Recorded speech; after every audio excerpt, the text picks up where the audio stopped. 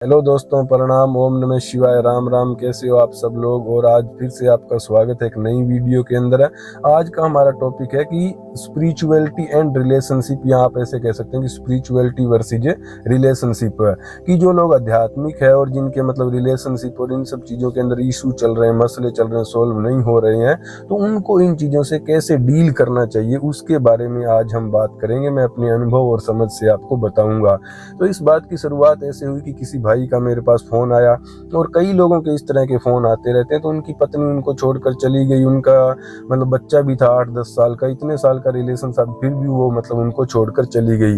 तो वो मुझसे कह रहे हैं कि आप कुछ चमत्कार कीजिए, आप कुछ तंत्र साधना वगैरह ऐसा कीजिए कि वो वापस आ जाए, या अगर आप नहीं कर सकते, मैं नहीं कर सकता, तो आप किसी ऐसे सिद्ध संत को या किसी ऐसे बंदे का मुझे बताइए जो कि ऐसा कर सकता हो जिससे मेरी पत्नी वापस आ जाए और ये सब हो जाए। उसने मुझसे पूछा, तो मैं तो देखिए ऐसा कुछ करता हूँ नहीं, और मतलब मुझे नहीं लगता कि कोई दूसरा भी ऐसा कर सकता है। वो उनका वहम था।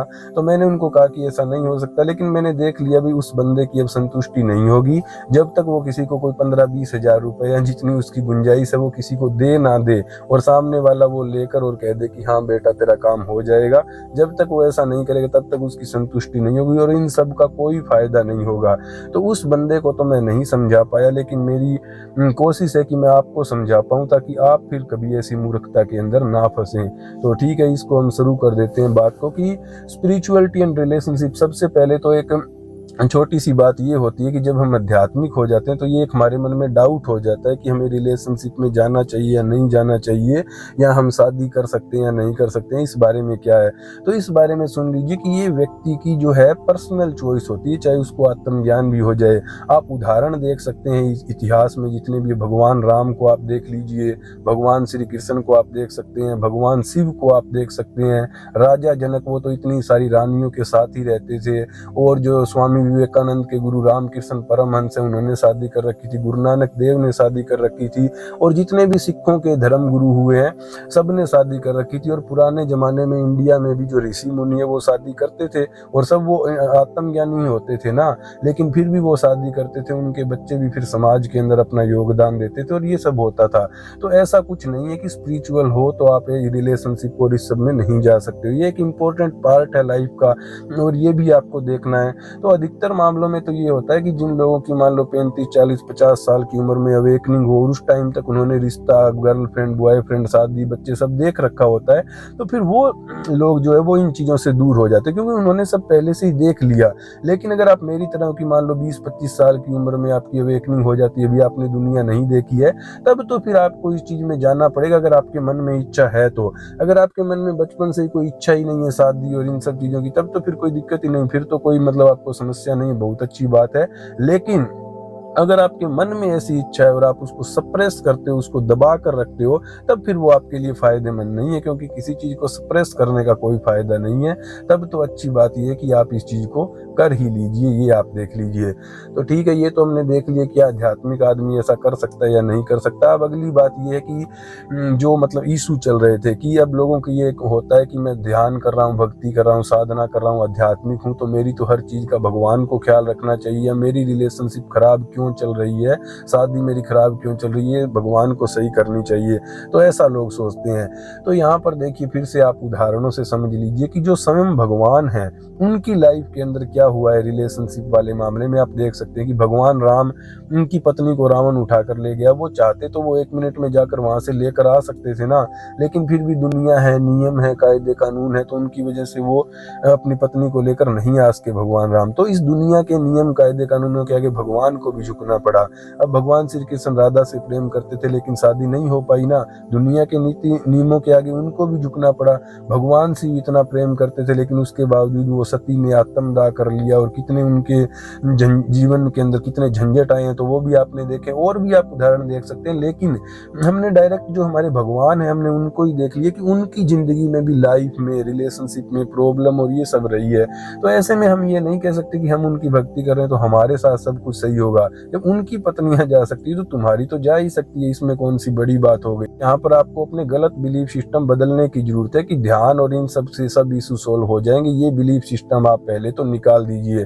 फिर बात ये कि कैसे सोल्व होंगे और क्या ध्यान और इन सब का कोई फायदा नहीं। ध्यान का देखिए फायदा है, ध्यान और साधनाओं का फायदा यही है कि इससे आप अपने आप में एक तेज तरार और आपका एक मजबूत व्यक्तित्व बनता है। जैसे कि आपको मान लो कि कोई युद्ध में जाना है, तो एक तो जंग लगी हुई तलवार है जो काम करेगी नहीं करेगी कह नहीं सकते, और एक जो एक धाराधार तलवार है बिल्कुल अच्छे से, जो कि लड़ाई के मैदान में जाकर काम करेगी। तो यहाँ पर आप समझ सकते हैं कि योग, ध्यान और ये सब आपको आपकी तलवार को तेज करते हैं, लेकिन जब उसको जाकर युद्ध के मैदान में चलाओगे तभी तो वो काम करेगी ना, घर बैठे थोड़ी वो शत्रुओं को मार देगी।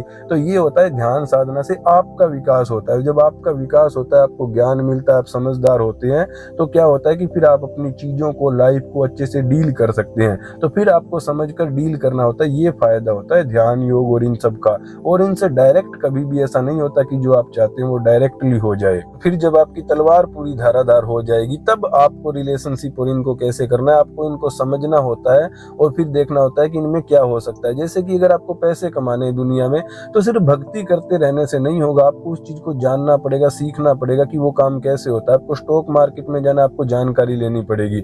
आपको गाड़ी चलाना सीखना है तो आपको मतलब बैठकर और वो सीखना पड़ेगा। ऐसा नहीं कि आप नारियल फोड़ दो और भक्ति करने लग जाओ कि ध्यान कर रहा हूँ अपने आप सीख जाऊंगा, तो ऐसे दुनिया में कुछ भी नहीं होता। जो भी आपको काम करना होता है आपको उसकी नॉलेज लेनी होती है। आपका जब माइंड शांत होगा साधना करने से और आप अपने आप में एक परफेक्ट होने की अवस्था में आओगे, तो क्या है कि फिर आप चीजों की नॉलेज भी अच्छे से ले सकते हो और फिर आपका काम होता है।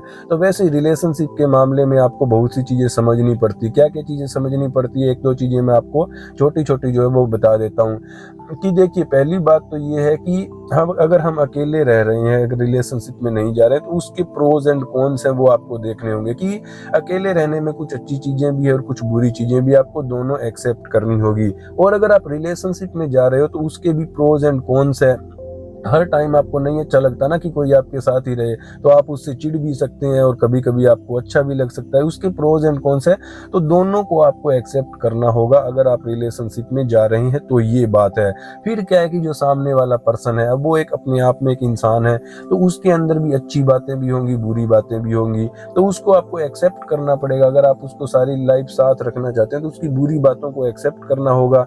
और फिर क्या है कि आपको खुद के बारे में भी जानना पड़ेगा, क्योंकि परफेक्ट तो आप भी नहीं हो, आपके अंदर भी अच्छी बातें बुरी बातें। तो अच्छी बातों को कैसे प्रेजेंट करना है, बुरी बातों से कैसे डील करना है, कैसे इंप्रूवमेंट करना है, तो आपको खुद को जानना पड़ेगा, सामने वाले को जानना पड़ेगा। और रिलेशनशिप में क्या प्रोज एंड कॉन्स हो सकते हैं वो आपको जानना पड़ेगा। फिर आपको बड़े ही ध्यान से कि सामने वाला पर्सन क्या चाहता है, उसकी आपसे क्या उम्मीद है, उन चीजों को समझ कर और फिर उसको समझा कर और बात को अच्छे से अंडरस्टैंडिंग अगर जो कुछ हो सकता है तो ठीक है। और आप अपनी तरफ से कोशिश करके देख लीजिए अगर आपको बहुत ज़्यादा प्यार हो। फिर भी अगर नहीं होता तो उस चीज़ को भी हमें छोड़ देना होता है, एक्सेप्ट कर लेना होता है, जैसे राधा ने कृष्ण के मामले में किया था।